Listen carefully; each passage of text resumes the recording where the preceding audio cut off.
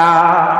তার কারণ বান্দা, তুমি তখন দুর্বল ছিলা, কিন্তু তোমার প্রস্রাব পায়খানার ভিতরে আমি আল্লাহ দুর্গন্ধ দেই নাই, কারণ তুমি স্বাভাবিক দুর্বল ছিলা।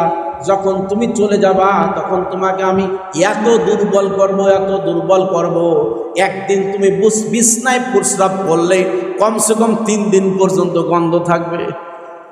একদিন বিছনায় পায়খানা করলে ওই ঘরের ভিতরে কেউ ঢুকতে পারবে না, এত দুর্বল, এত দুর্গন্ধময় হয়ে যাবে।